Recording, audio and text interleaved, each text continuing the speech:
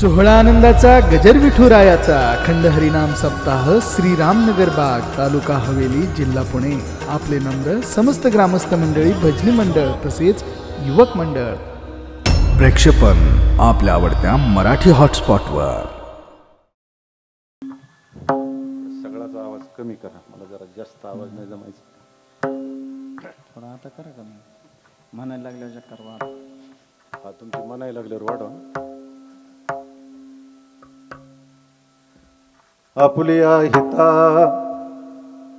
Apulia हिता जो असे जागता धन्य माता पिता तयाचिया. कुळी कन्या पुत्र होती जे सात्विक, तयाचा हरीख वाटी देवा. गीता भागवत करीते श्रवण, अखंड चिंतन विठोबाचे. कुळी कन्या पुत्र होती जी सात्विक, तयाचा हरीख वाटे देवा. तुका म्हणे मज घडो त्यांची सेवा, तुका म्हणे मज घडो त्यांची सेवा. तरी माझ्या दैवा पार नाही, कुळी कन्या पुत्र होती जे सात्विक, तयाचा हरीख वाटे देवा. विठ्ठला विठ्ठला विठ्ठला विठ्ठला विठ्ठला.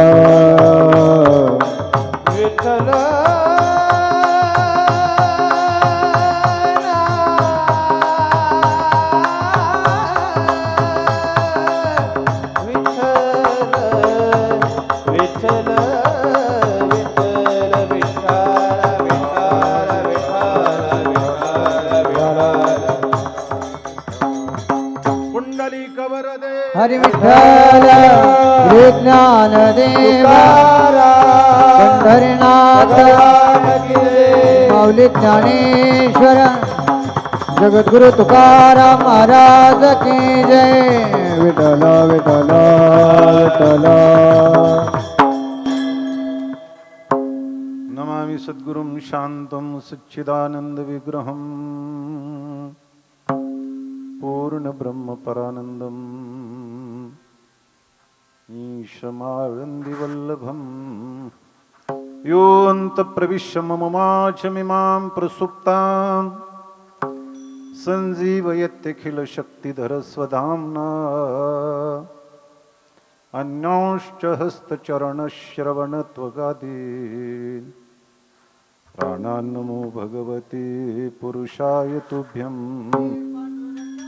प्रथम नमन पांडुरंगा करू प्रथम नमन. करू प्रथम नमन पांडुरंग करू प्रथम नमन. पांडुरंगा करू प्रथम नमन. पांडुरंगा करू प्रथम नमन. पांडुरंगा करू प्रथम नमन. पांडुरंगा करू प्रथम नमन.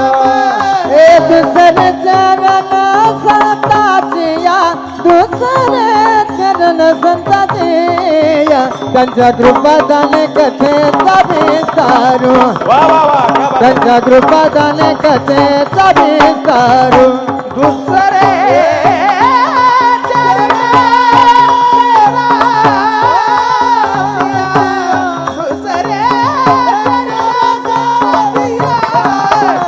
कृपादाने कथे चावी सारू, त्या कृपादाने कथे चावी सारू.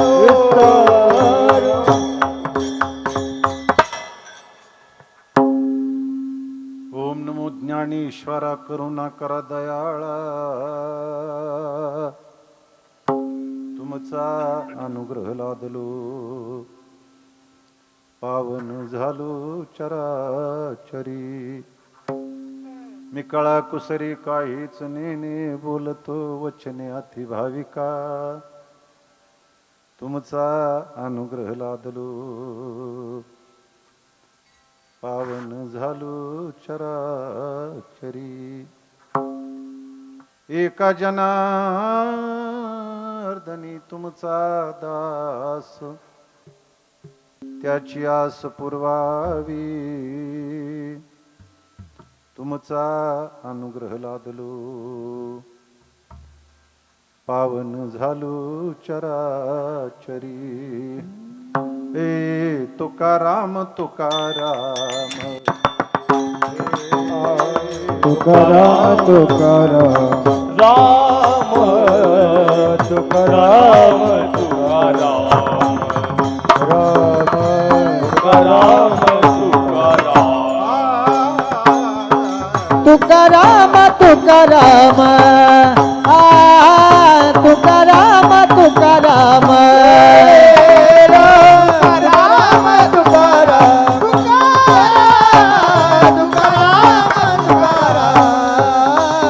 नाम घेता कापेयम नाम घेता कापेयम नाम घेता कापेयम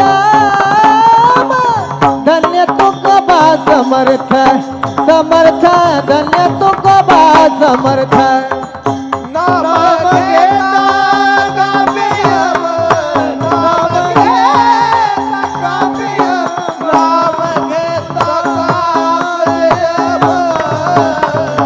धन्य तुकोबा समर्थ ए तुकाराम तुकाराम नाम घेता कापेयम धन्य तुकोबा समर्थ जेने केला हा पुरुषार्थ तुकाराम नाम घेता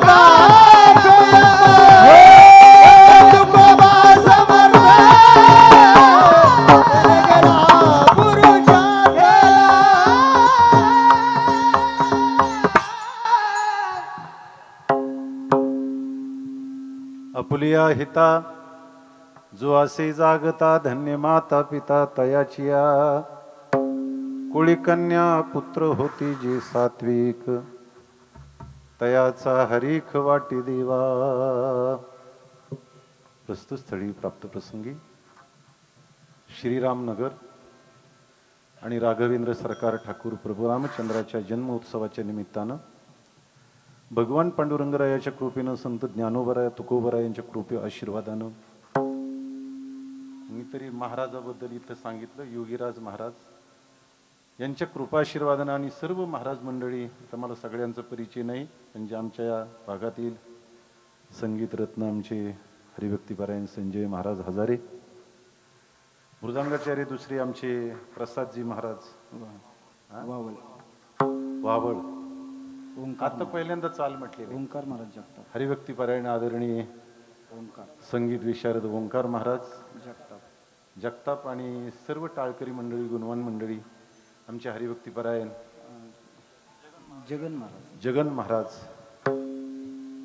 आणि माझ्याबरोबर आलेले आमचे हजारे काका दुसरे आमचे ससाने साहेब आणि हे आमची विद्यार्थी मंडळी आपल्या सर्वांच्या ग्रामस्थांच्या प्रमुख उपस्थितीमध्ये संपन्न होत असलेला अखंड हरिनाम सप्ताह ज्ञानेश्वरी पारायण सोहळा आणि त्यातील ही आजच्या दिवसाची सेवा पत्रिकेत नसलेली पण जन्मपत्रिकेत असलेली माझ्या वाट्याला आलेली आहे.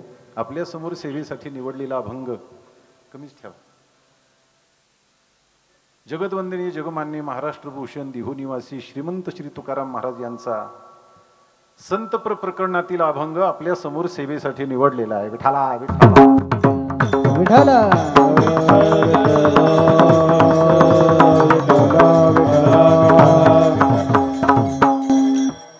मला विकू जास्त नको आणि बास पण नको, साधं थोडं कर. हा ऐक,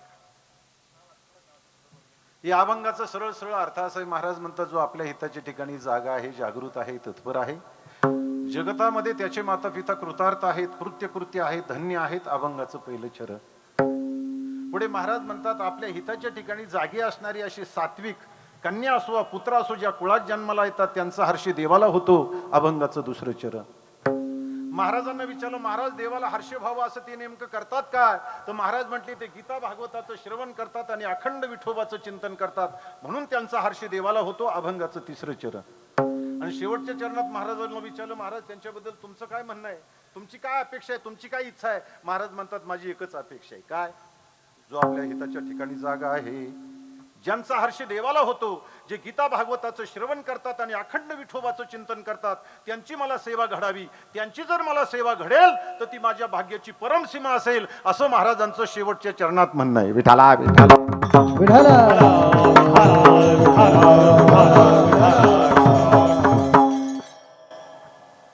कमी करा, विकू कमी करा. एकदम साधं, एवढ्याला ऐकायला आलं म्हणजे बस.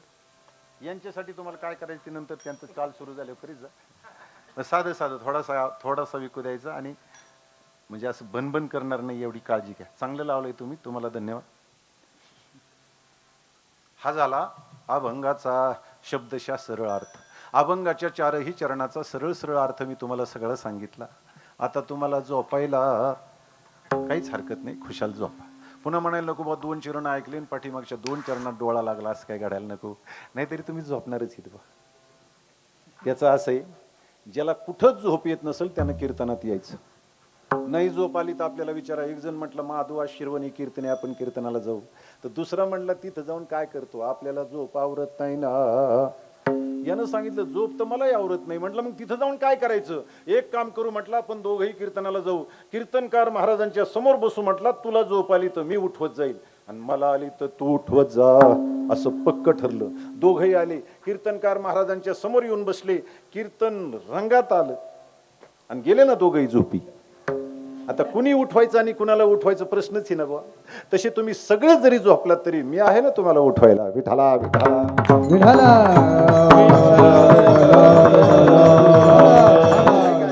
आता तुम्ही एकच करायचं, तत्परतेनं दक्षतेनं चित्त लावून ऐकायचं, अधूनमधून टाळी वाजवायची, मुखानं नामचिंतन करायचं. चिकनगुन्या झाला असला तरी मांडी घालून बसायचं, हे काम तुमचं. आणि नाहीच अभंग कळाला तर पुन्हा पुन्हा सांगायचं काम माझं. ठरलं ना आता? झोपलेले ठरलं ना आता? मग आता जशी तुम्ही प्रफुल्लित आहात, प्रसन्न आहात, टवटवीत आहात, तुमचं वर्णनच करायचं झालं तर नुकत्याच उमललेल्या कमळाच्या फुलासारखे आहात. शेवटपर्यंत असंच राहायचं बा. नाही तर मध्येच का तुमची सूर्यफुलं झाली, तुम्ही का माना टाकले रे टाकले, मग कीर्तन होणं अवघड आहे. विठाला विठाला ऐका एवढ्याने अभंगाचा अर्थ झालाय असं नाही आहे. आपल्या हिताच्या ठिकाणी जागी असणाऱ्याच्या मात्यापित्याला महाराज धन्यता देतात. पण प्रश्न असा आहे, आपण कोण आहोत याच्याच बाबतीमध्ये जीव अनभिज्ञ आहे. त्याला स्वतःचीच ओळख नाही, स्वतःचाच पत्ता नाही, स्वतःच ज्ञान नाही. एक जण म्हणला, महाराज असं कसं म्हणतात, मी कोण आहे मला माहिती आहे. म्हणलं कोण आहे? तो म्हणला मी माधू आहे. माधू. त्याला सांगितलं, बाबा तू जन्माला आल्यानंतर ते तुझं ठेवलेलं नाव हे नाव नव्हतं तेव्हाही होत असतो. कोण आहेस तू? मग तू सांगतो डॉक्टर आहे, वकील आहे, इंजिनियर हे, महाराज हे, शिक्षक हे. त्याला सांगितलं ती नंतर मिळालेल्या तुला पदव्या आहेत, या पदव्या नव्हत्या तेव्हाही होत असतो. कोण आहेस तू? मग तू छातीला हात लावून सांगेल, हे काय मी तुम्हाला दिसत नाही का? त्याला जरी विचारलं, बाबा ती तुझं शरीर हे, जसं माझं घर म्हणणारा घर असत नाही, तो घराहून वेगळा असतो, तसं माझं शरीर म्हणणारा निश्चित शरीराहून वेगळा असला पाहिजे. ऐका, मग ये पासून झेडपर्यंत डिग्र्या मिळवलेली माणसं सुद्धा मीच्या बाबतीमध्ये अनभिज्ञ ठरतात, अज्ञानी ठरतात. त्यांना मीची ओळख नाही, मीचं ज्ञान नाही, मीचा पत्ता नाही. यांना सोडा, पण मोठमोठ्या शास्त्रकाराला सुद्धा मीची ओळख नाही. मीची ओळख सांख्याला नाही, नैयायिकाला नाही, पूर्वमीमांसकाला नाही, नवे नवे मीची ओळख योग्याला सुद्धा नाही. महाराज विठाला विठाला विठाला. कारण योग्याची सुद्धा आत्म्याची परिच्छिन्नता आणि ब्रह्माची परोक्षता गेलेली नसते महाराज. आणि योग्याला जर स्वतःची यथार्थ ओळख असती तर चांगदेव महाराजासारखा योगी ज्ञानेश्वर महाराजाला कशाला शरण गेला असता. तुम्ही असं म्हणाल, मीची ओळख कुणालाच नसते का? मग तसंही समजू नका. मीला यथार्थ जाणणारी महापुरुष मागे झाले, आज आहेत आणि भविष्यात राहणार आहेत. जगद्गुरु तुकोबारायाला लोकांनी विचारलं, महाराज तुम्ही कोण आहात? महाराज नाही म्हटले, मी तुकाराम महाराज हे, दिहू निवासी हे, महाराष्ट्रीयन हे. त्यांनी उत्तर दिलं, म्हणा म्हणा मिथ. थांबा थांबा, स्वरात म्हणा, स्वरात थांबा थांबा ना. मी तो वासुदेव तत्वता, तो वासुदेव तत्वता, एक वळो येईल वेचा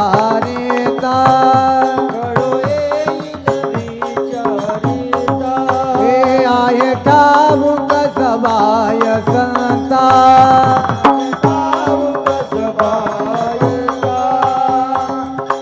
तुझा निकमा वासुदेव करतो फेरा वासुदेव करतो फेरा वासुदेव करे तो फेरा वासुदेव करतो फेरा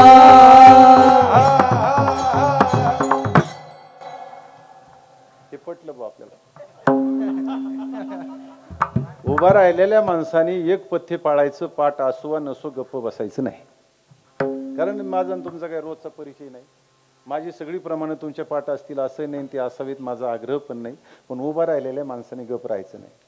पाठ नसलं तर नसू द्या. नर नर नर नर नर सुरात सूर मिसळायचं. आणि त्याचं कारण आहे असं आहे, तुम्ही जर गप्प बसला तर या बसलेल्या माणसाला असं वाटतं यांचे काही पाठ नाही, आणि यांना तसं वाटणं आपला टाळ करायचा कमीपणा आहे. आणि तुम्हाला सांगू का, तुम्ही काही म्हटलं तरी भागण्यासारखं आहे. तुम्हाला असं वाटतं की यांच्या लई पाठ आहे, यांच्या सुद्धा काही नाही. विठाला विठाला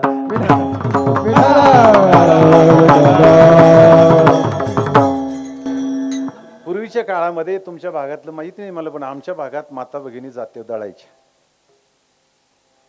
एका गावामध्ये एक मराठी भाषिक बाई आणि एक हिंदी भाषिक बाई, दोघीची अतिशय मैत्री, घनिष्ठ संबंध, एकत्रित दळायच्या. आणि तुम्हाला माहिती आहे, हिंदूची बाई जातेवर बसल्यानंतर गप्प कधी दळत नसते. तिच्या ओव्या चालू असतात. बरं, ओव्या कुठल्या? ऐका, दळण सासरचं, घर सासरचं, जातं सासरचं, आणि सासरचं कोणाचं नाव घेईल तर तिला रामाची शपथ. तिच्या ओव्या कुठल्या असतात? माहेरच्या. आणि तिचं ते गैर नाही मंडळी, तिने सासरीच राहावं आणि ओव्या माहेरच्याच गाव्यात. तसं जीवानं संसारातच राहावं आणि ओव्या मात्र पांडुरंगालाच गाव्यात. विठाला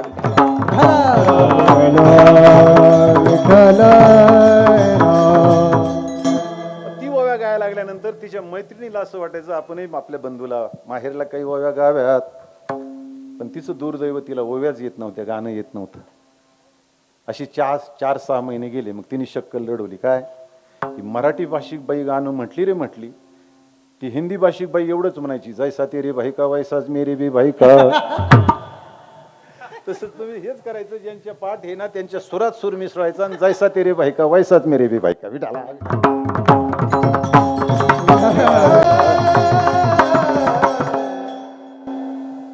संजय महाराज तुमच्या पाठ हे, पण तुम्ही प्रवासच एवढा केलाय ना, तुम्हाला सुधारायचंच नाही. आणि एवढं नका फिरू राव. कशासाठी काय मला काय कळालं ना तुमचं. विठाला विठाला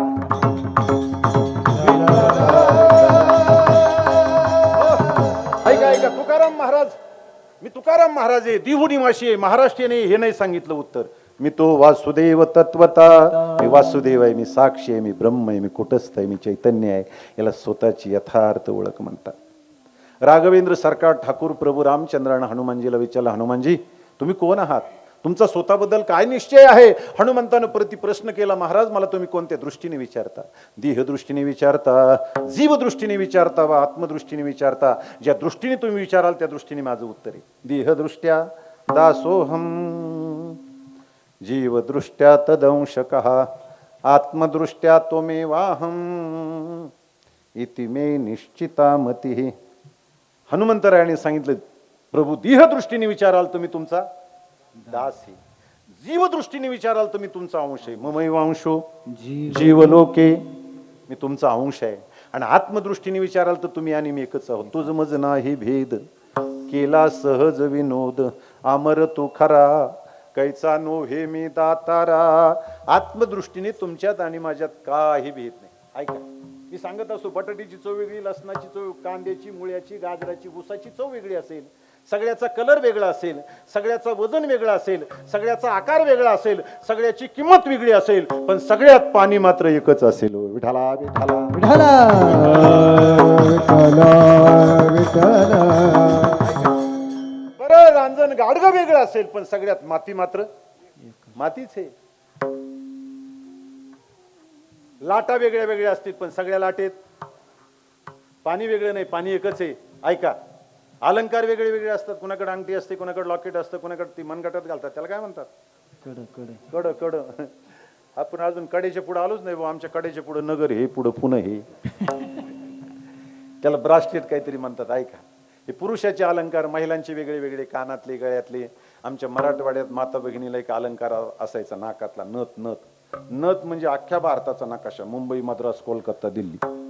एवढी वाटोळी नथ असायची. बाई जर चहा प्यायला लागली ना तर एक बाई नथ धरायलाच लागायची, नाही तर हिच्या अगोदर तीच बशीत उडी टाकायची. आता ती तेवढी राहिली नाही, शॉर्ट झाली, अर्धीच राहिली. आणि आता तर ती अर्धी नाही राहिली, आता तो आलाय महबूबा. बहारू फूल बरसाऊ मेरा महबूब आया, मेरा महबूब आया है. आमच्याकडच्या महबूबाला उसात गेले कळत, विठाला विठाला.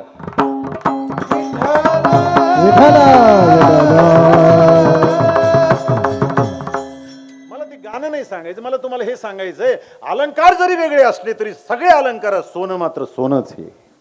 तसं तुमचं माझं शरीर वेगळं असेल, जात वेगळी असेल, आश्रम वेगळा असेल, स्वभाव वेगळा असेल, पण तुमच्यातलं माझ्यातलं चैतन्य वेगळं नाही. सर्व घटी राम देहाले एक, सर्व घटी राम देहाले एक. सर्व घटी राम देहाने एक, सर्व घटी राम देहाने एक.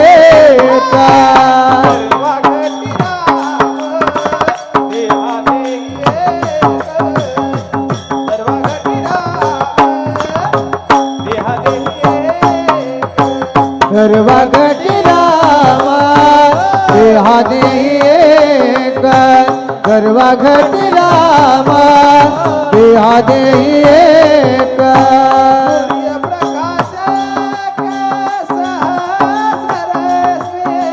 सूर्यप्रकाश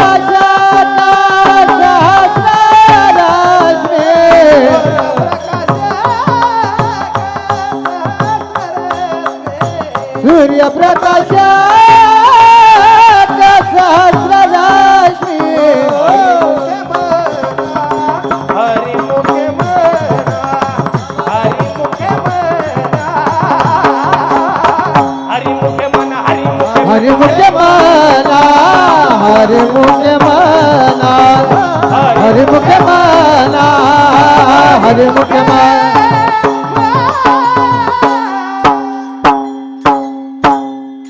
सर्व घटी राम देहादेही. सूर्यप्रकाशक सहस्रश्मी. आत्मदृष्टीने तुमच्यात आणि माझ्यात काही अंतर नाही, याला स्वतःची यथार्थ ओळख म्हणतात, स्वतःचं यथार्थ ज्ञान म्हणतात. ऐका, मी प्रसिद्ध उदाहरण ते हस्तामलकाचं सांगत असतो. तो हस्तामलक असा योगभ्रष्ट जन्माला आला. जन्माला आल्यापासून कधी हसला नाही, रडला नाही आणि बोललाही नाही. हसला रडला का नाही हो? हसण्यासारखं वा रडण्यासारखं जगात त्याला काही दिसलं नाही म्हणून तो हसला नाही. आणि बोलला का नाही? तर त्याला बोलायला लायक माणूस भेटला नाही. महाराज आद्यगुरु शंकराचार्य धर्माचा प्रचार प्रसार करत हस्तमलकाच्या गावी गेले आणि या भगव्या वेशातल्या संन्याशाला पाहिल्यानंतर हस्तमलकाच्या मात्यापित्यानं त्यांचं दर्शन घेतलं आणि त्यांना सांगितलं, महाराज आम्हाला एक मुलगा आहे, पण त्याला वेड म्हणावं की शहाणं काही कळत नाही हो. तो हसत नाही, रडत नाही, बोलत नाही, आमच्या काहीच कामाचं नाही. वाटलं तर घेऊन जा तुमच्याबरोबर, तुमच्या सप्ताह टाळ वाजवेल. बरेच माणसं अशी म्हणतात, महाराज हे पोरग लई चुलई आत्र भय हो, तुमच्याबरोबर घेऊन जा. म्हणजे चांगले पोरं यांना ठेवायचे आणि वायाला गेलेले आमच्याकडे बरं जाऊ द्या.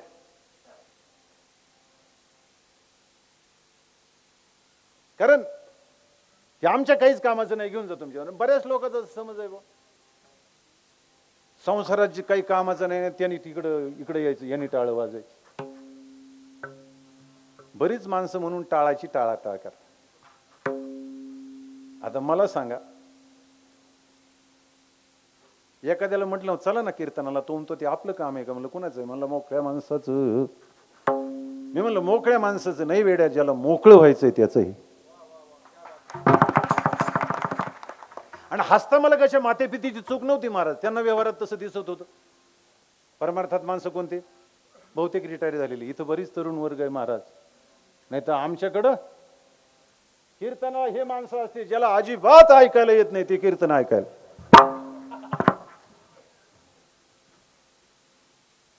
अंगंगलितं पलितं मुंडं दशनं विहीनं जातं तुंडं वृद्धो यात्वा गृहीत्वं दंडं तदपि न मुंचते आशा पिंडम. गलित गात्र शरीर होतं, केसाच्या आंबड्या होतात, कानपूरची लाईन जाते, दंतळवाडी ओस पडते, हातपाय विठ्ठल विठ्ठल म्हणतात, इकडून जय हरी म्हटलं तर तिकडून जेवारी म्हणतं. तुम्ही बघा एखादं म्हातारं रस्त्यात बसलेलं असतं, तिकडून एखादं म्हातारं आलं नाही, बसलेलं म्हातारं विचारत असतं कीर्तनाला चालले काय? ते म्हणतो नाही नाही कीर्तनाला चाललोय. ते म्हणतो हं मला वाटलं कीर्तनालाच चालली. काही मिळे का? कानानं ऐकायला येत नाही, डोळ्यानं दिसत नाही, हातपाय विठ्ठल विठ्ठल म्हणतात. तुम्हाला सांगा त्याच्या हातात कबशी आली ना तर कपाला वाटतं माझ्यातला घेतो, कबशीला वाटतं माझ्यातला घेतो, आणि सरते शेवटी दोन्हीतलाही त्याच्या हाती लागत नाही. त्याच्यातली त्याच्यात गरीबाचा चहा यावा. तुम्ही म्हणाल गरीबाचा आणि श्रीमंताचा हा काय प्रकार आहे? तर तुम्हाला सांगतो चहात सुद्धा दोन प्रकार, गरीबाचा चहा वेगळा, श्रीमंताचा वेगळा. मी तर अलीकडे 2-3 प्रकार सांगत असतो. एक साहेब हॉटेलमध्ये गेले आणि त्या वेटरला म्हणले चहा घेऊन ये. तर त्याने विचारलं साहेब कोणता चहा नाही आहे? यानं विचारलं तुमच्याकडे किती प्रकारचे चहा आहेत? तुम्हाला 2-3 प्रकार. कोणते? साधा, स्पेशल आणि खास. खास ऐकल्यावर नवीनच वाटला. ते म्हणले एक काम कर खास घेऊन ये खास. त्याने तो खास चहा आणला, साहेबानं घेतला, अतिशय चवदार चविष्ट लागला.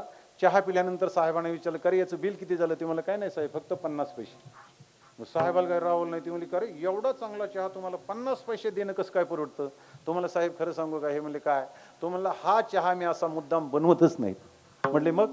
लोक गडबडीत असतात म्हणला, कुणाचा बशीत राहतो, कुणाचा कपात राहतो, आणि तो सगळा पातेल्यात एकत्रित करतो म्हटला आणि गरम करून देतो. हे ऐकल्यावर साहेबाला कस तरी जवळ झालं बा, उचंबळे गोरस सांडे बाहेर.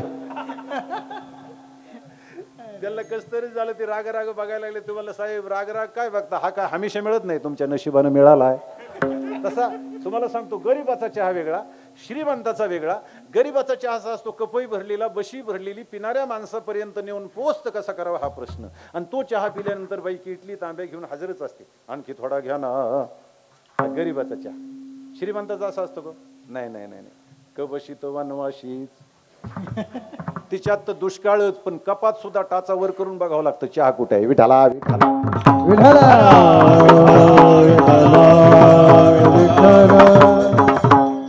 सगळ्या इंद्रियांनी राजीनामा दिलेला असतो. मज नाही हात पाय डोळा पडली झाप, मज नाही हात पाय डोळा पडले झाप, कर्ण हे बधीर झाले माझ्या मुली उघड कर्ण हे बदल झाले वाचा बोले बोबड, नाक मुख कळू लागले लाळ आणि शेबूड, मुख गळू लागले लाल आणि शेबूड, श्वाना परी गती झाले अवघे करते हाड हाड, श्वाना परी गती झाले अवघे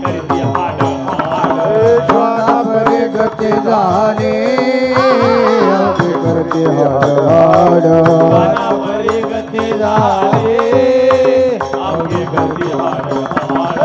तुम्ही संत माया बाप एवढा उपकार करा, नामद तेथवारे दाखवा दिलाचा सोयारा.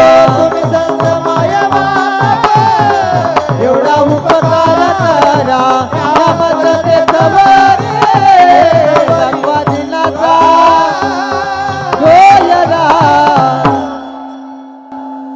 मज नाही हात पाय डोळा पडली झापड, कर्ण हे बधीर झाले वाचा बोली बोबड, नाक मुख गळू लागले लाळ आणि शेंबूड, श्वाना परी गती झाली अवघे करीती हडहड. हे आउटपुट आहे, संसाराचं आउटपुट आहे महाराज. म्हातारपणात परमार्थ करता येतो ग. आणि सगळ्यातून माणसं असणारी बाद झाली म्हणजे आम्हाला महाराज येत असतात, महाराज येऊ का तुमच्या सप्त्याला? आणि महाराज जरी सप्त्यात चांगली माणसं कोण मिळा गेली बा. आणि प्रत्येक महाराजांना सप्त्यात अडचण असते. कशाची? विण्याचा पहारा. महाराज कुठल्याच गावात मी अजून सरपंचाने विना घेतलेला बघितलं नाही.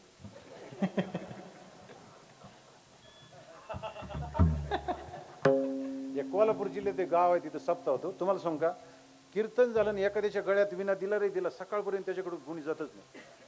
पहाटची 5 वाजली, इकडून तिकडून माणसं वागायला लागली. हा प्रत्येकाला हाक मारित होतो, भाऊसाहेब भाऊसाहेब माघारी वळून बघतो त्याच्या गळ्यात विना दिसला रे दिसला, त्याला यम दिसल्यासारखाच दिसतो.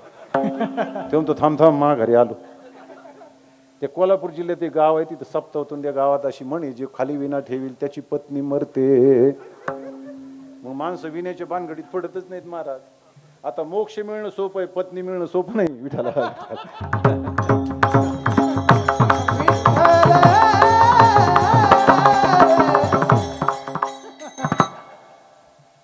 मग आता माणसं ते विण्याच्या भानगडीत पडतच नाही, आणि घेतला तर खाली ठेवायचा संबंधच नाही महाराज.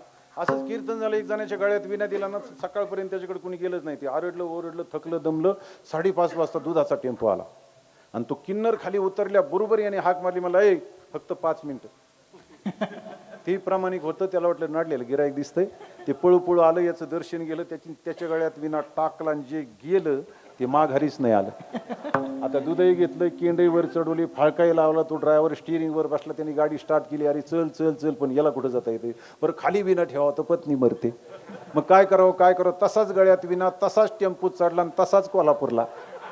सकाळी लोक मंडपात विचारायचे सप्ता कुठे गेलो, म्हणले कोल्हापूरला. विठाला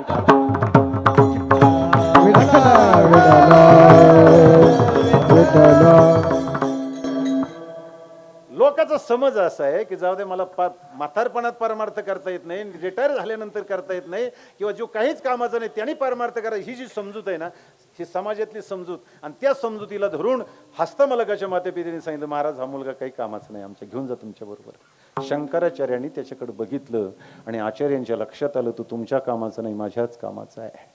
योग्याच्या खुना योगीच जाणते. शंकराचार्य त्याच्याजवळ गेले, आणि शंकराचार्यांनी त्याला प्रश्न विचारला, कस्तोम शिष्यो कसे कुतोसी गंता किन्नाम ते त्वं कुतागतोसी यतन्मयोक्तम वदचार भकत्वम मत्प्रीती प्रीती विवर्धनोसी. शंकराचार्य म्हटले, बेटा माझ्या प्रेमास तो बोल, मी तुला प्रश्न विचारतो, तू कोण आहेस.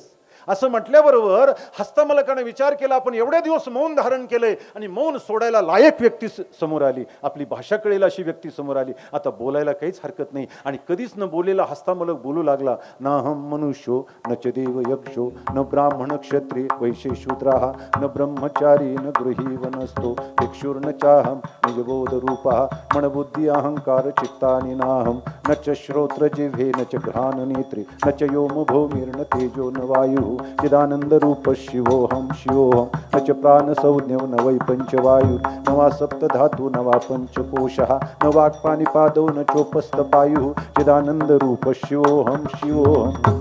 त्याने सांगितलं, मी ब्राह्मण नाही, क्षत्रिय नाही, वैश्य नाही, शूद्र नाही, ब्रह्मचारी नाही, गृहस्थी नाही, वानप्रस्थ नाही, संन्यासी नाही, पृथ्वी नाही, तेज नाही, वायू नाही, आप नाही, आकाश नाही, मन नाही, बुद्धी नाही, चित्त नाही, अहंकार नाही, मात्र मी नाही असंही नाही. विठाला विठाला विठाला हे मी नाही, पण या सगळ्याचा आधार, सगळ्याचा अधिष्ठान ती मी आहे. ऐका, शरीर मी नाही, पण शरीर ज्याच्यामुळे चलाय वालाय मान होते तो मी आहे. शरीर चालतं का, त्याला कोणी चालवतं? चाले शरीर कोणाची असत, चाले शरीर कोणाची असत,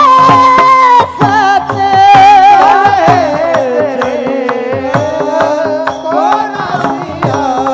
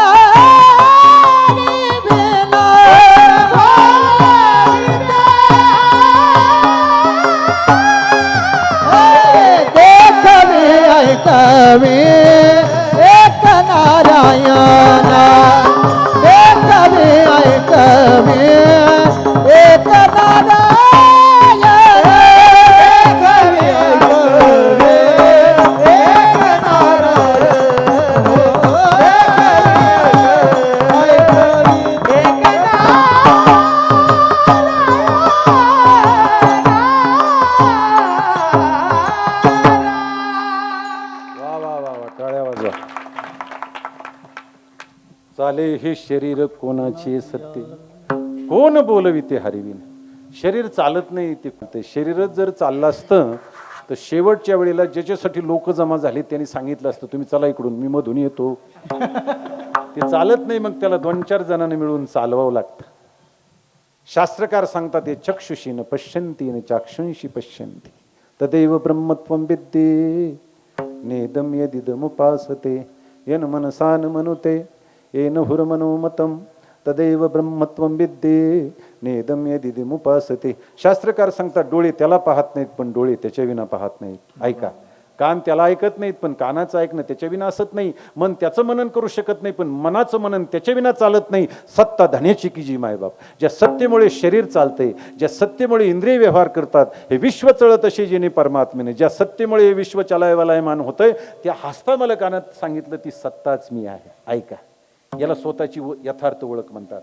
आणि त्या सत्तेला जाणण्यासाठीच ज्याचं भजन असेल, पूजन असेल, श्रवण असेल, कीर्तन असेल, तीर्थ असेल, यात्रा असेल, नवे नवे ज्याचं जगणं सुद्धा त्या सत्तेला जाणण्यासाठीच असेल, समजवतो हिताला जागा आहे. आणि असा जो हिताला जागा आहे ना, महाराज म्हणतात धन्य माता पिता हे तयाचे या धन्य माता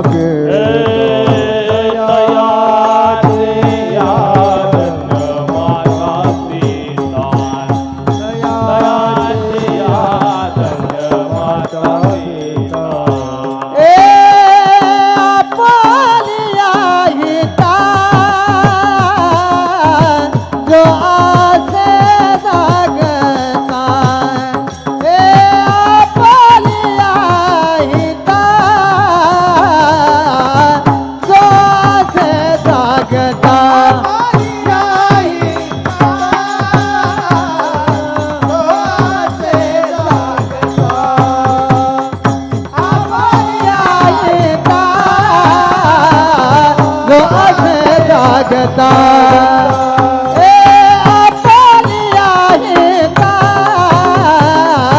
जो असे जागता हे आपल्या येता जो असे जागता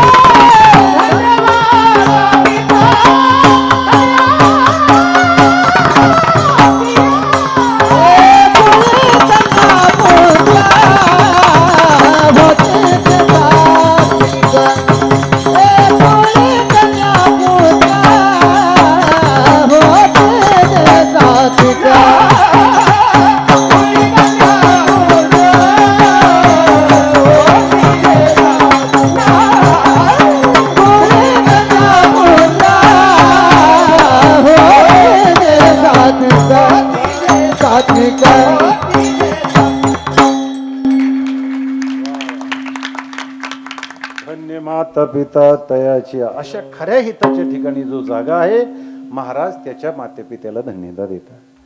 शास्त्र वा साधू संत भौतिक दृष्ट्या मनुष्य किती व्यापक झाला, किती मोठा झाला, त्याच्या मातेपित्याला धन्यता देत नाही. खऱ्या हिताच्या ठिकाणी जो जागा झालाय ना, त्याच्याच मातेपित्याला धन्यता देतात. ऐका, त्या प्रल्हादाला मारण्यासाठी हिरण्यकशिपूने अनेक प्रयोग केले. उकळत्या तेलाच्या कडेत टाकलं, हत्तीच्या पायबंदाला बांधलं, कडे लूट केला, शस्त्रांनी तोडण्याचा प्रयत्न केला, विष प्रयोग केला, जाळण्याचा प्रयत्न केला, तरी प्रल्हाद मरत नाही. त्याला जवळ बोलावून घेतलं आणि विचारलं, का रे तुला मारण्यासाठी एवढे प्रयास केले मी, तरी तू मरत नाही, तुला कोण वाचवतोय? प्रल्हादानं सांगितलं, महाराज ज्याच्या बळावर तुम्ही मला मारण्याचा प्रयत्न केला, मला वाचवण्यालाही त्याचंच बळ आहे. याने विचारलं, तो आहे कुठं? प्रल्हाद म्हटलं, महाराज तो नाही कुठं. एका 4थी शिकणाऱ्या मुलाला गुरुजींनी प्रश्न विचारला, तुला 1 रुपया देतो, देव कुठे सांग. तो म्हणला, गुरुजी मी तुम्हाला 2 रुपये देतो, तू नाही कुठं ती सांगा. देव नटला नाना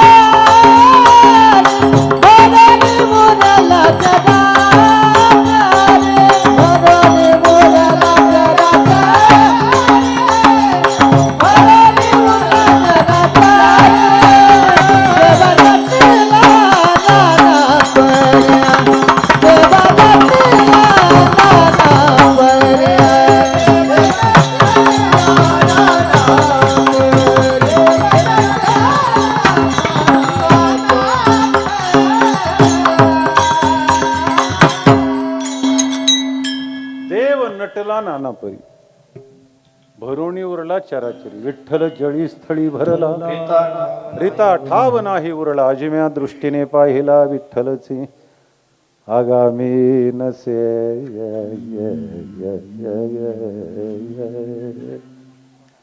ऐसा कवन ठाव असे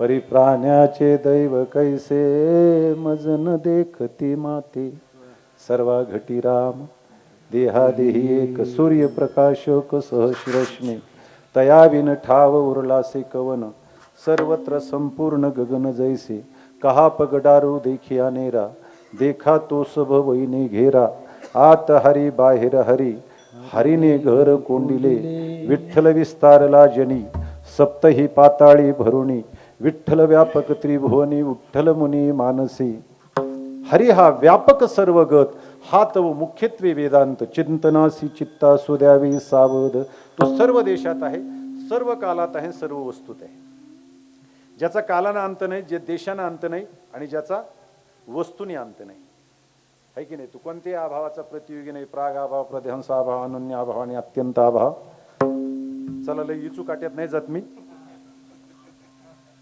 पण तुम्हाला सोपं सोपं सांगतो तो सर्व वस्तूत आहे की नाही सर्व देशात आहे आपण सर्व देशात आहेत का आता मंडपात आहेत घरी आहेत का आपण नाही पण तो सर्व देशात आहे आणि तो सर्व कालात आहे आपण 100 वर्षापूर्वी आपल्या तर कुणी होतं का नव्हतं आज किती साल चालू आहे 2022 है की नाही कल्पना करा 2122 साली समजा तुमच्या श्रीरामनगर मध्ये मी आलो 2122 साली म्हणजे किती वर्षांनी 100 वर्षांनी समजा मी आलो मी येणार नाही फक्त म्हणा मी तरी कशाला यायला लागले मी सांगत होतो साहेब शाळेत गेले गुरुजी गणित शिकवत होते साहेब म्हणले गुरुजी गणिताचा तास चालू आहे तर गणिताविषयी विचारतो गुरुजी म्हणले विचार मग त्याने एका मुलाला उठवलं त्या साहेबांनी आणि त्याला म्हणले समजा तुझं 1000 रुपये ती पोरग म्हणलं साहेब माझं कशाचे 1000 ते म्हणले अरे हत म्हण ते मला नाहीतच ना पण मग दुसरं एक चाबरं होतं बोलकं होतं धीट होतं ते उठलं ते मला बरं साहेब आहेत म्हणलं माझं 1000 रुपये ते म्हणले शबास शबास पुन्हा त्याच्यात 500 टाकले किती होतील रे तो मला 2000 आज ते म्हणले गादाडे 2 कसे होतील ते म्हणलं मना ना ह तुमचे तरी काय बापात जात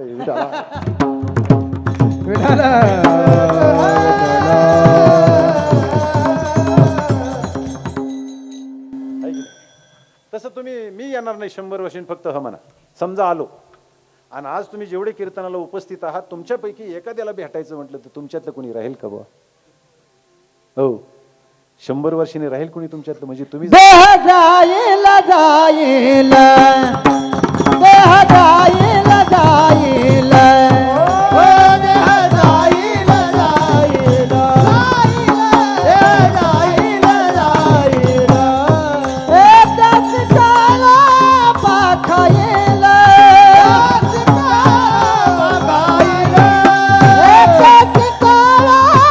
पाखाईल देह जाईल जाईल देह जाईल जाईल हो देह जाईल जाईल देह जाईल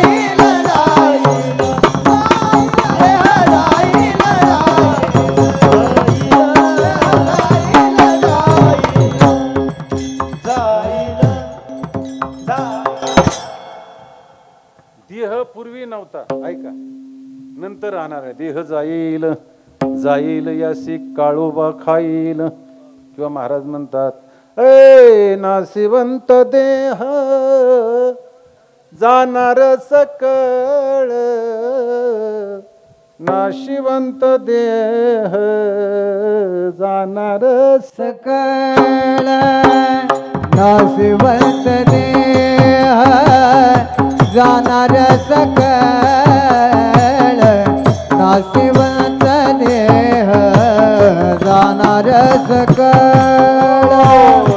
नाशिवंत देह जाणार सकळ नाशिवंत देह जाणार सकळ नाशिवंत देह जाणार सकळ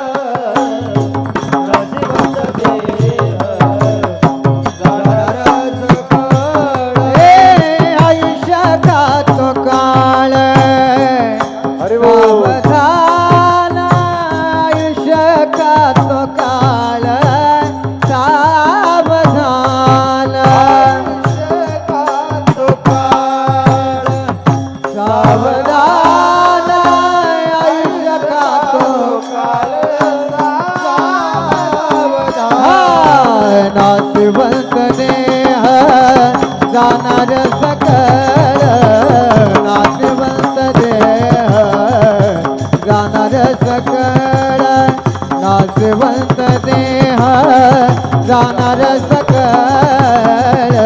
नाशिवंत देह जाणार सकळ नाशिवंत देह जाणार सकळ नाशिवंत देह जाणार सकळ नाशिवंत देह जाणार सकळ नाशिवंत देह जाणार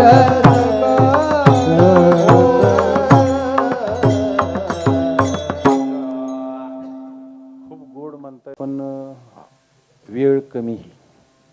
नाशिवंत देह जाणार सकळ देह नाशवान आहे, देह जाणार आहे. ऐका, आपण 100 वर्षापूर्वी नव्हतो, 100 वर्षानंतर राहणार नाही मध्येच दिसतोय. देवाचं तसं आहे का? नाही. तुम्हाला सांगतो, काही वस्तू एकच मिनटं आहे का, काही अनादी अनंत असतात, काही वस्तू अनादी शांत असतात, काही वस्तू साधी शांत असतात आणि काही वस्तू साधी अनंत असतात. अनादी अनंत त्याला परमात्मा ब्रह्म म्हणा, अनादी शांत त्याला माया म्हणा, साधी शांत त्याला जगत म्हणा आणि साधी अनंत त्याला ज्ञान म्हणावा, बोध म्हणा. विठाला विठाला विठ्ठला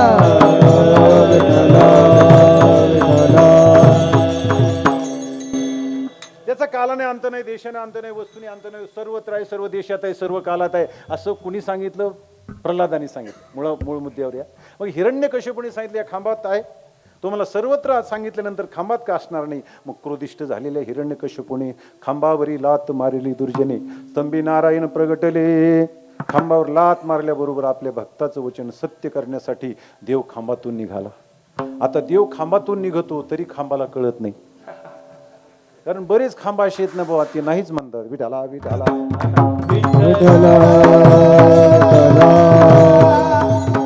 थोडक्यात सांगायचं तुम्हाला, देव खांबातून निघाला. मग हिरण्यकश्यपूला ब्रह्मदेवाने जेवढे वर दिले होते, दिवसा मृत्यू नको, रात्री नको, दिवस मावळला होता आणि रात्र झालेली नव्हती, अशा संधीच्या वेळेला पकडलं. ऐका, दुसरा वर होता, मला घरात नको, बाहेर नको, तो उमऱ्यावर धरला. आकाशात नको, पृथ्वीवर नको, तो मांडीवर घेतला. मनुष्याकडून नको, पशुकडून नको, तर अर्धा मनुष्य आणि अर्धा पशु झाला. शस्त्राने नको, अस्त्राने नको, तर नखाने फाडला. मेला हिरण्यकश्यपू. हिरण्यकश्यपू मेला. हिरण्यकश्यपू मेला तरी त्याचे आताडे बाहेर ओढण्याचा देवाचा कार्यक्रम चालू होता. प्रल्हाद जवळ गेला, तो म्हणला, देवा मेला माझा बाप, हे आतडे बाहेर ओढून काय करायचंय तुला? त्यावेळेला देवानं सांगितलं, नाही प्रल्हादा, तुझ्यासारखा आणखी एखादा रत्न याच्या पोटात आहे का ते पाहतोय. धन्य माता पिता तयाचे, धन्य माता पिता तयाचे या.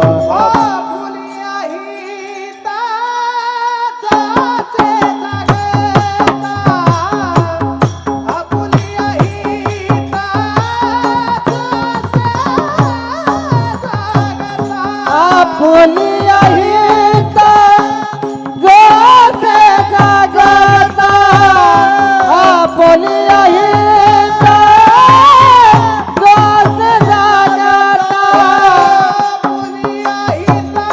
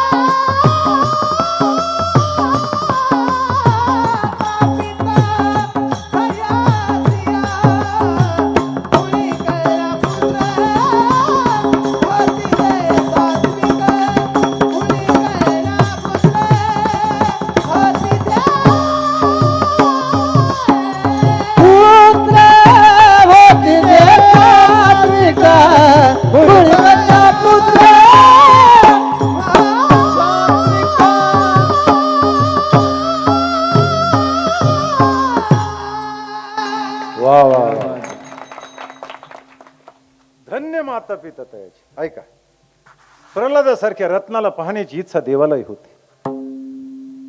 तया संगाचे निसुरवाडे मज विधी हा देह धरणे घडे, किंबहुना आवडे निरुपम. तो पहावा आहे डोळे मज आचक्षुषी डोळे, आणि हाताची लीळा कमळे पुजू तयाती. दोवरी दोन्ही भुजालू घेऊनी अलिंगावया लागुणी तयाचे अंग. भगवान म्हणतात मला शरीर नाही, पण मी त्याच्यासाठीच शरीर धारण करतो. मला डोळे नाहीत, पण त्याला पाहण्याची इच्छा होते ना, म्हणून मी डोळे घेऊन येतो. मला हात नाहीत, पण त्याला आलिंगन देण्यासाठी मी डबल हात धारण करून येतो. म्हणून धन्य माता पिता तयाची. त्याची माता पिता त्या वामनाच्या वेश धारण करून भगवान बळीच्या दारात गेले. अतिशय सुंदर बोलले. आता देवाला बोलायचं म्हणजे आपल्यासारखं नाटकातल्यासारखं पाठ करून आठवून बोलायचं का? ते नाटकातलं स्टेजवर गेलं म्हणतात तलवार उपसली आणि पुढे काय बोलायचं ना तीच त्याला आठवण. त्यांनी टाइमपास सुरू केला. हा कशाचा प्रकार आहे, हा कशाचा प्रकार आहे. त्याला वाटलं पडद्याच्या मागचं सांगन, पण ती फारच मागं गेलं होतं. मग त्यांनी त्याच्यावरच टाइमपास नेला. हा कशाचा प्रकार आहे, हा कशाचा प्रकार आहे. तेवढ्यात एक प्रेक्षकातला उठला. तो म्हणला हा नीट पाठ न केल्याचा प्रकार आहे, दुसरा कोणताच नाही. विठाला विठाला विठ्ठल. तसं देवाला काय पाठ करून आठवून बोलायचं का महाराज? जे येण्याची पडवणी वेद केला शहाणा ओ. वेदाला ज्ञान देणारा परमात्मा अतिशय सुंदर बोलला. देवाच्या बोलण्यावर बळी प्रसन्न झाला. भूदेवा काय हवाय ते मागा, मी द्यायला तयार आहे. काही नाही, माझ्या पावलानं 3 पात भूमी मला दान दे. त्यावेळेला बळीनं सांगितलं आतापर्यंत फार सुंदर बोलला तो, पण मला असं वाटतं तुम्हाला मागण्याचं ज्ञान नाही. वामन वेशातल्या परमात्म्यानं सांगितलं बळी बस एवढंच दे, ब्राह्मणाला अल्प संतोषासह एवढंच दे मला. ते मला दिलं. तसं नाही, संकल्प सोड. संकल्प सोडायच्या वेळेला शुक्राचार्य आले. सांगितलं हा विष्णू आहे, तुला फसवण्यासाठी आलेला आहे, संकल्प सोडू नको. त्याने सांगितलं न मानावे तैसे गुरुचे वचन, याच तुमचं ऐकणार नाही. संकल्प सोडला. संकल्प सोडल्याबरोबर देवानं विराट रूप धारण केलं. 2 पावलामध्ये तिने लोक संपवले. आणि बळीला सांगितलं बळी माझं 3रं पाऊल दान घेणं शिल्लक हे कुठं ठेवू? त्यानं सांगितलं ठेव माझ्या डोक्यावर. तुका म्हणे बळे जीव दिला पायातळे, जीव दिला पायातळे, जीव दिला पायातळे. तुका म्हणे बळे वगला पायातळे, जीव दिला पायातळे. जीवा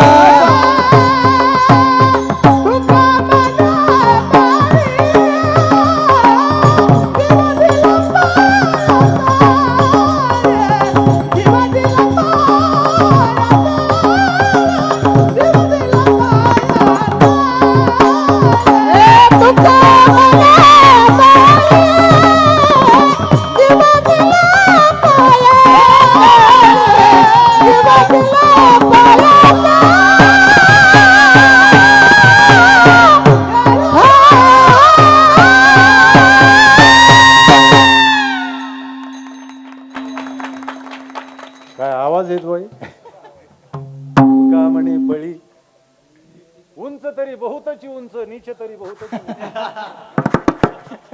का म्हणे बळी जीव दिला पायातळी. बळी सर्वस्वी उदार, जेने उभारीला कर तो करुणी कहार पातळी घातला. बळीच्या डोक्यावर पाय दिला, बळीला पाताळात घातलं.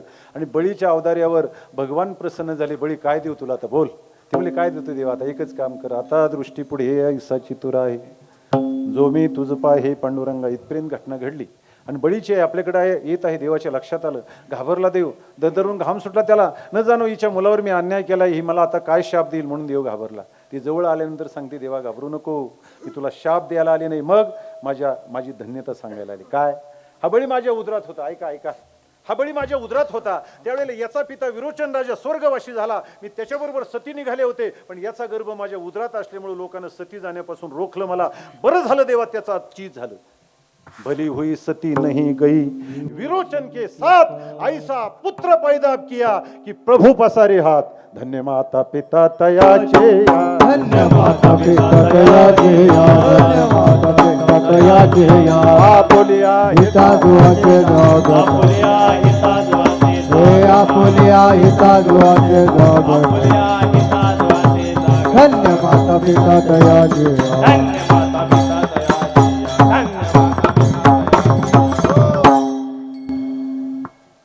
सगळ्या जगानं देवाच्या समोर हात पसरावा. दाता एक राम, भिकारी सारी दुनिया दाता एक राम. जगात एकच दाता आहे आणि तो जगाचा दाता माझ्या मुलाच्या समोर हात पसरवतो, पण अशा मुलाला जन्म देऊन मी धन्य झाले म्हणून धन्य माता पिता. एक उदाहरण सांगायचं ना आपल्याला, सेवा भावार्थ करायचा आहे. संत ज्ञानेश्वर महाराज कार्तिक शुद्ध एकादशीला पंढरपूरला गेले. पांडुरंगाजवळ हट्ट घेतला, ज्ञानदेव म्हणे विठोबासी समाधान तूची होसी, समाधी तुझ पासे घेन देवा. माऊलीनं सांगितलं, देवा ज्याच्यासाठी मला पाठवलंस ते अवतार कार्य मी पूर्ण केले रे, आता मला तुझ्या चरणाजवळ ठिकाण दे, मला समाधी घ्यायची. त्यावेळेला पांडुरंगाला नाही म्हणवलं नाही. पांडुरंगानं सांगितलं, ज्ञानदेवा तुम्हाला समाधी द्यायची, पण इथं नाही आणि आज नाही.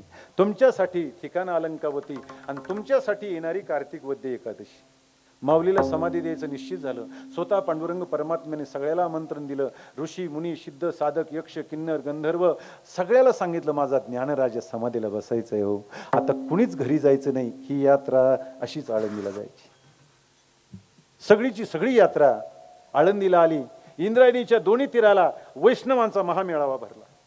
दशमीचा उत्सव झाला, एकादशीचा जागर झाला, द्वादशीला पारणी सोडली आणि त्रयोदशीला ज्ञानेश्वर महाराजांना समाधी द्यायची ही संकल्पना संतांना सहन होईना. नदीच्या माश्या घातले माझवन, तैशे जनमन कालवले, दाहे दिशा धुंद उदयास्तावीन, तैशेचे गगन कालवले. दाहे दिशा धुंद झाल्या, वातावरण कोंदळ झालं. सगळ्या संतांना दुःख झालं. लावे ते पदर डोळी असे. मुक्ताईने हंबरडा फोडला, कडकडून सोपान काकाच्या गळ्याला मिठी मारली. सोपान काका मुक्ताईच्या गळ्यात पडून रडू लागले. आज सगळ्यात जास्त दुःख संत नामदेव महाराजांना झालं होतं. तीर्थयात्रेच्या निमित्ताने फार मोठी संगती संत नामदेवांना झाली होती. नामदेवराया उक्साबुक्शी रडता त्यांच्या मुखातून उद्गार बाहेर पडले, काय सांगू देवा ज्ञानोबाची ख्याती, काय सांगू देवा ज्ञानोबाची ख्याती. ए वेद महिषा मुखे बोलविला, कोठवरी वानो याची स्वरूप स्थिती, कोठवरी वानो याची स्वरूप स्थिती. नामदेवराया एक एक गुण आठवून रडतात. सगळे संत रडतात, पण निवृत्तीनाथ आतापर्यंत शांत आहेत. त्याचं कारण निवृत्ती जया नाव, निवृत्ती जया बरोबर, निवृत्ती सिराणी व निवृत्तीची प्रवृत्तीवर येणं ज्या महात्म्याला माहितीच नाही. निवृत्तीत राहणारा महात्मा, पण आज माऊलीचा एक एक गुण निवृत्तीनाथानं आठवला. अनावज्ञाने केली नाही कधी, गुरु शिष्य पण सिद्धी नेले. माझ्या ज्ञानराजाने एक शब्दही माझा कधी उल्लंघन केला नाही. बंधूचं नाही, गुरु शिष्याचं नातं अखेरपर्यंत सांभाळलं. एक एक गुण आठवला आणि तो निवृत्तीचा सागरही आज हेलावला. निवृत्तीनाथानं हंबरडा फोडला. निवृत्तीनाथ रडू लागले. निवृत्तीनाथानं रडलेलं संतानं पहिल्यांदाच पाहिलं असेल. सगळे संत सभोवती जमा झाले. सांगितलं, महाराज अज्ञानी माणसानं शोक करणं बरोबर हे हो, पण तुमच्यासारख्या ज्ञानानं शोक करणं बरोबर नाही. का? तुम्हाला माहिती आहे सूर्य उगवतोय मग तो मावळणार, जन्म झालाय मग मृत्यू असणार, जो इथं आलेला आहे त्याला जावं लागणार. हे जर तुम्हाला कळते तर तुम्ही का रडता महाराज? निवृत्तीनाथानं सांगितलं, संतांना खरं सांगू तुम्हाला, मला सगळं कळतंय हो, मला सगळं कळतंय, पण आज माझं मन माझं ऐकायला तयार नाही.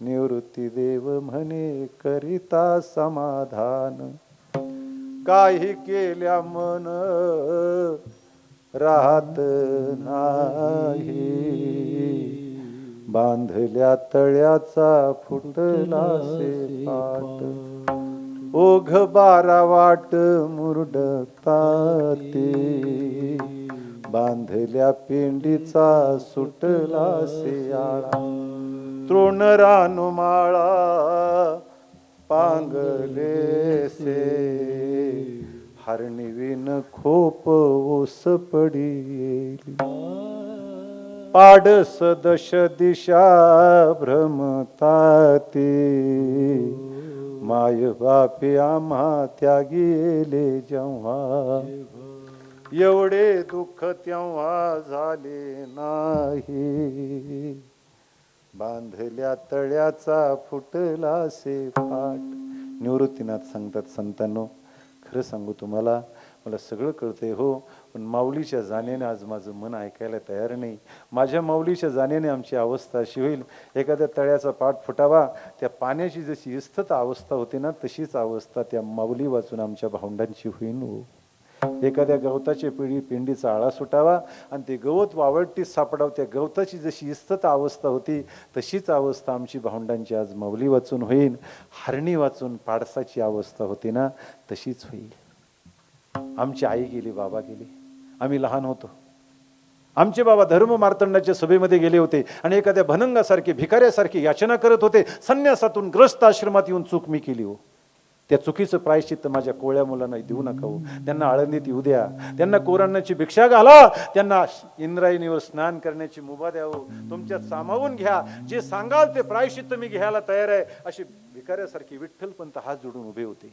पंडित लोक पोळत पुथ्या चालत होते आणि उशिराने मुख्य पंडितांनी हातवारी करून सगळ्याला शांत केलं आणि ते गणगंभीर आवाजात सांगू लागले, कुठल्याच ग्रंथात तुम्हाला प्रायश्चित्त सांगितलेलं नाही. याचा अर्थ तुमच्यासारखं कृत्य याच्यापूर्वी कुणीच केलेलं नसावं.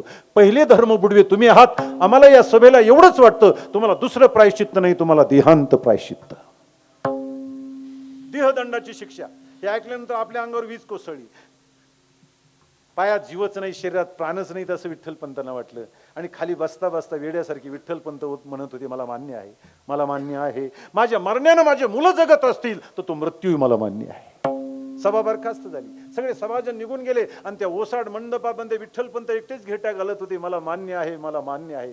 आणि उशिरानं विठ्ठलपंत भानावर आले आणि आपल्या गळ्यात कुणीतरी दोरी बांधून आपल्याला ओढत नेत आहे अशी सिद्धबेटाकडे निघाली. रुक्मिणी डोळ्यात वाद घालून विठ्ठलपंतांची वाट पाहत होती. पर्णकुटीची ताटी वाजली. रुक्मिणी घाईघाईने सामोरी गेली आणि विचारलं, धर्मसभेने काय निर्णय दिला महाराज?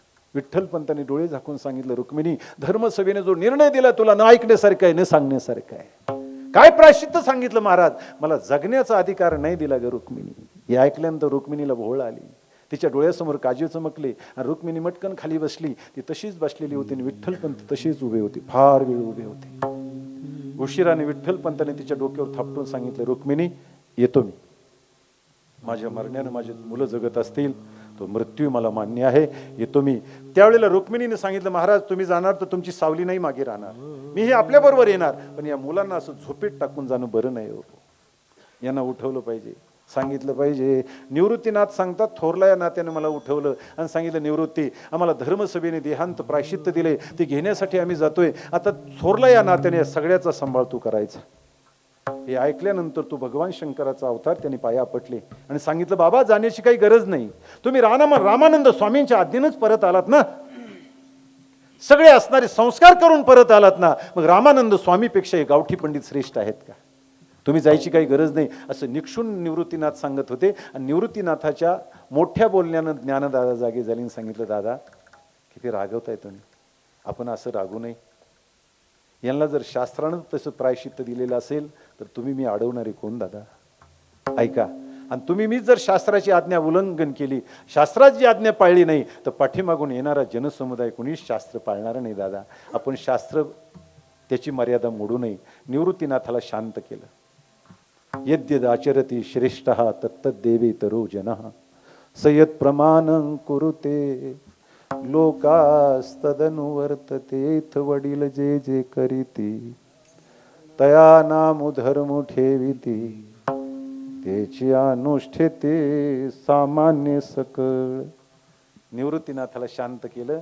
मग आई असणारी ज्ञानदादाकडे वळून बोलू लागली, ज्ञानदेवा, आळंदीतलं वातावरण तुम्हाला माहिती आहे, तुम्हाला आळंदीत येऊ देत नाहीत रे, इंद्रायणीवर स्नान सुद्धा तुम्हाला करू देत नाहीत रे, तुम्हाला कुणाचं असणारं दर्शन झालं तर लोक असणारा तुमचा विटाळ म्हणतात, सचिल स्नान करतात रे.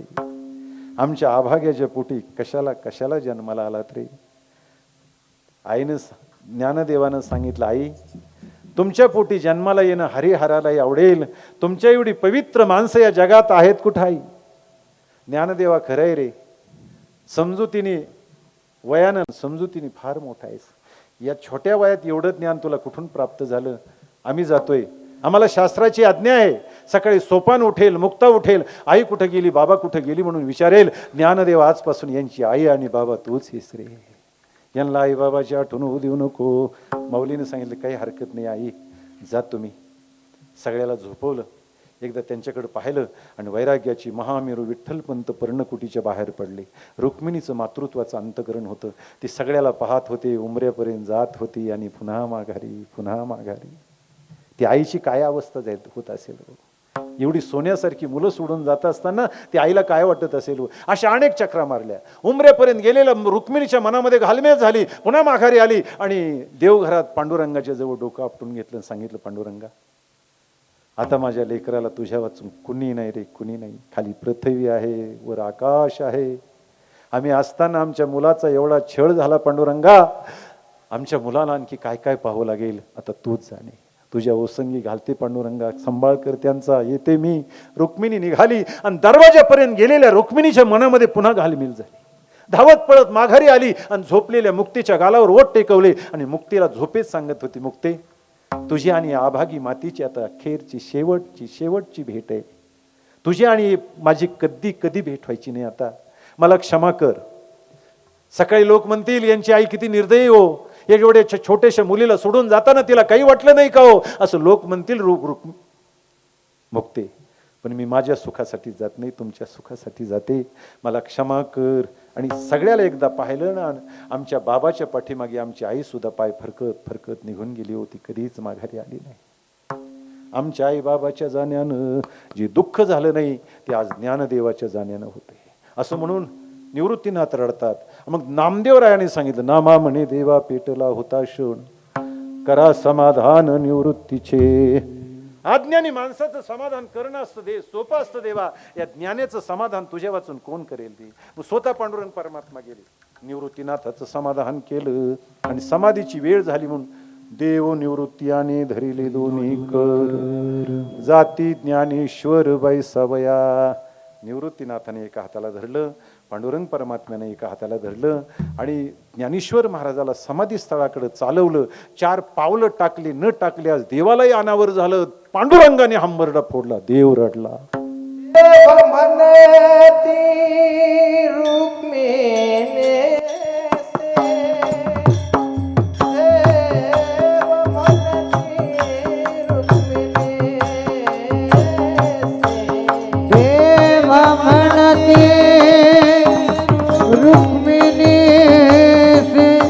देव म्हणाते रुक्मिणी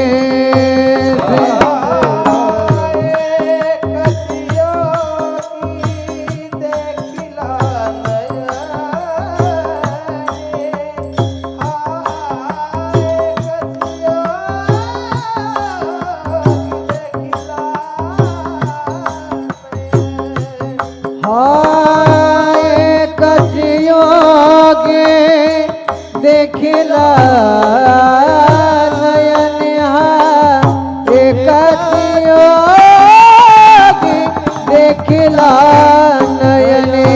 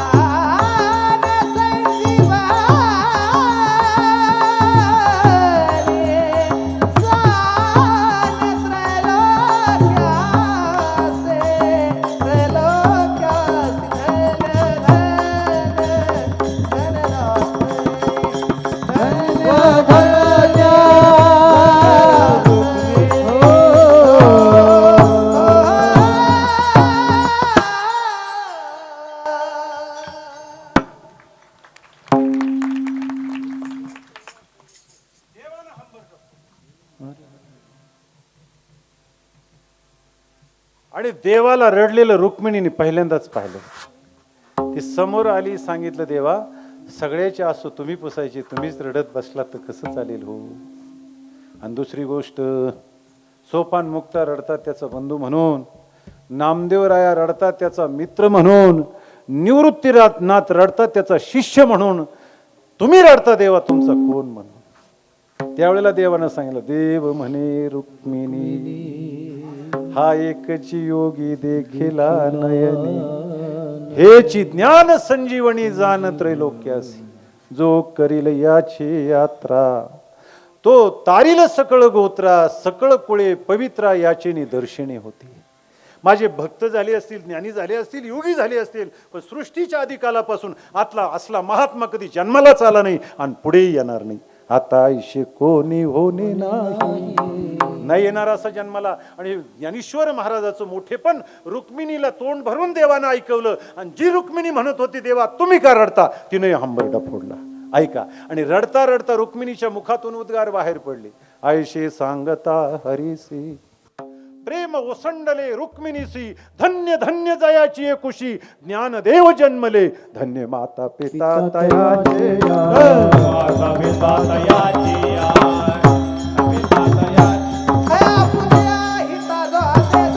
आपल्या हिता जो असे जागता,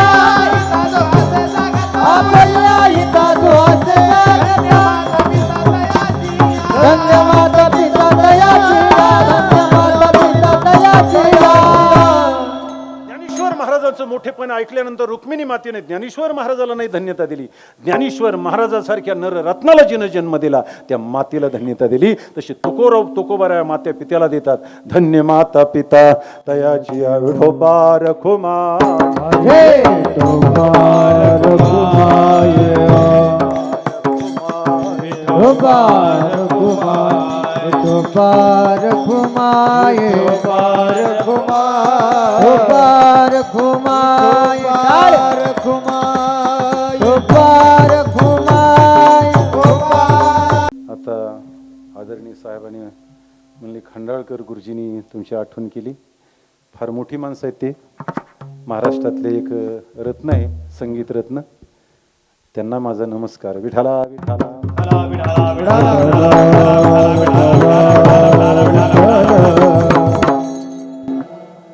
धन्य माता पिता तयाची. महाराज आपल्या हिताच्या ठिकाणी जे जागे आहेत ना त्याच्या माते पित्याला धन्यता देतात. आणि धन्यता देत असताना पहिला क्रमांक मातेला दिला, धन्य माता आणि मग धन्य पिता. त्याचं कारण असं आहे महाराज, मुलाला घडवण्यामध्ये मातेचं फार मोठं योगदान असतं. आणि जेवढी मोठी मुलं झाली ना ती मातेवर मोडतात. मी तुम्हाला 1-2-3 उदाहरणं सांगतो, सेवा समाप्त करायची. हनुमंतरायाचं जीवन तुमच्या डोळ्यासमोर येतं, त्यावेळेला त्यांची माता येते की पिता येतो, बोला. वर्णन मातेचं केलं की पित्याचं केलं? अंजनीच्या सुता, अंजनीच्या कुमारा. त्या वायूला बिचाऱ्याला वाऱ्यावर सोडलं, त्याचं कोणी नाव घेत नाही. ऐका, ते ज्ञानेश्वरीमध्ये एका महापुरुषाचं वर्णन आलं ना तर त्याच्या नावाशी मातेचा संबंध जोडला, पित्याचा नाही जोडला. हा भीष्म गंगा नंदन प्रताप तेजस्वी भानु. भीष्माचार्य आठवले ना त्यावेळेला माऊलीला गंगाच आठवली, शंतनू नाही आठवला. ऐका, छत्रपती शिवरायांचं जीवन तुमच्या डोळ्यासमोर येतं, त्यावेळेला त्यांची माता येते की पिता येतो? माताच येते. कारण जिजाऊ साहेब न होते तो छत्रपती न होते, आणि छत्रपती न होते तो हा महाराष्ट्रही न होता. विठाला विठाला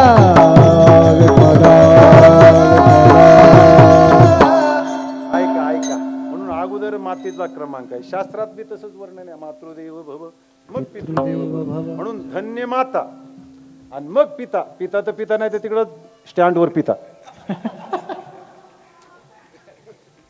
जाऊ दे, आपला वेळ समाप्त झाली. महाराजाला विचारलं, महाराज त्यांचे माता पिता धन्य झाले हो, पण त्यांच्याबद्दल तुम्हाला काय वाटलं? महाराज म्हणले, अरे माझं काय घेऊन बसलात, तयाचा हरी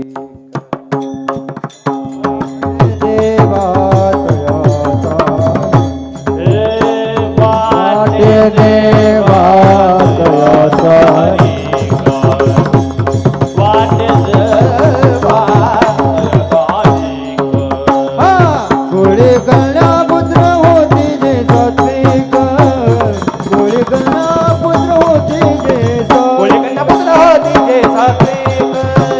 कुळे कन्या पुत्र होते जगाचे तयाचा हारिक वाटे देवा तयाचा हारिक वाटे देवा तयाचा हरिक वाटे देवा तयाचा हारिक वाटे तयाचा हारिक वाटे देवा तयाचा हारिक वाटे देवा तयाचा हारिक वाटे देवा कुळी कन्या पुत्र होते देवा सात्विक कुळे कन्या पुत्र होते जे सात्विक पुत्र होते जे सात्विक कुळे कन्या पुत्र होते जे सात्विक होते जे सात्विक होते जे सात्विक महाराज म्हणले माझं काय घेऊन बसलात, आपल्या हिताच्या ठिकाणी जागे असणारे ऐका. कन्या असो पुत्र असो त्यांचा हर्ष कुणाला होतो? हरिक देवाला होतो. आणि आपला आपल्या शेजाऱ्याला सुद्धा नाही होत महाराज. प्रत्येक जण आपले आपलं चिंतन करा बरं. आपली प्रवृत्ती तशीच. एक जण सकाळीच हसत आला होता, त्याला विचारलं फारच खुश आहेत काय बानगडे? ते म्हणलं काय नाही, शेजारीची गंज पिटली घ्या. आणि याला आनंद होतो. आपला हरकत शेजाऱ्याला तरी कसा होईल बुवा. ज्ञानेश्वर महाराज माऊली तुकाराम महाराज ज्ञानेश्वर माऊली नागराज माऊली महाराज ज्ञानेश्वर माऊली नागराज माऊली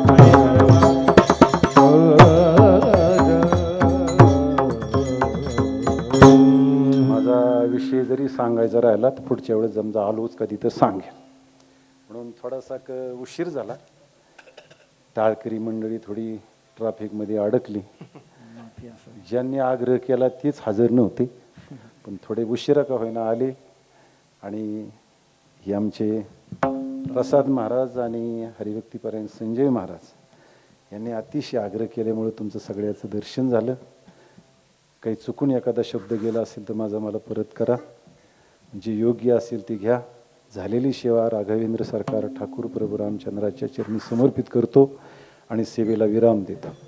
सोहळा आनंदाचा गजर विठुरायाचा अखंड हरिनाम सप्ताह श्री रामनगर बाग तालुका हवेली जिल्हा पुणे.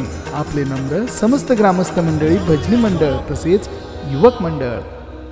प्रक्षेपण आपल्या आवडत्या मराठी हॉटस्पॉटवर.